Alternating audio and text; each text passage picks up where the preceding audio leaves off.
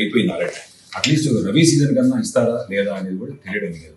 రైతులు పూర్తిగా ఆందోళనకరమైన పరిస్థితుల్లో వాళ్ళు ఇబ్బంది పడుతూ ఉన్నారు. ఎందుకంటే పెట్టుబడి సాయం లేకపోవడంతో. ఎందుకంటే చంద్రబాబు నాయుడు గారిని విశ్వసించి ఓట్లు వేశారు. ఓట్లు వేసిన తర్వాత ఆయన ఈరోజు ఆ 20,000 రూపాయలు ఖరీఫ్ సీజన్ అయిపోయింది, రబీ సీజన్ కూడా వస్తుంది. రబీ సీజన్లో కూడా ఈ ఒక్క సంవత్సరం రైతులు పూర్తిగా, అందులో ఇంకోటి ఏంటంటే అన్షెడ్యూల్డ్ రెయిన్స్ రావడంతో చాలా మంది పంటలన్నీ నాశనం అయిపోయినాయి. ఎస్పెషల్లీ మన సత్యసాయి జిల్లాలో కంప్లీట్గా, ఎస్పెషల్లీ ప్యాడీ కానీ వేరుశనగ కానీ పూర్తిగా క్రాప్ డ్యామేజ్ అయిపోయినాయి. దానికి ఆ గిట్టుబాటు ధర కల్పించడం. ఈరోజు చెనిక్కాయలు 44 కేజీస్ బ్యాగ్ వచ్చేసి 1,500 నుంచి 1,600 రూపాయలు దళారులు కొనుగోలు చేస్తూ ఉన్నారు.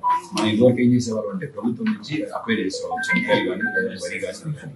ఈరోజు అలాంటి అది లేనటువంటి పరిస్థితి కాబట్టి తక్షణమే గిట్టుబాటు ధర కల్పించడం ఒకటి, రబీ సీజన్ కైనా కూడా 20,000 రూపాయలు ఏదైతే ప్రామిస్ చేశారో అది రిలీజ్ చేయించడం ఒకటి మా డిమాండ్.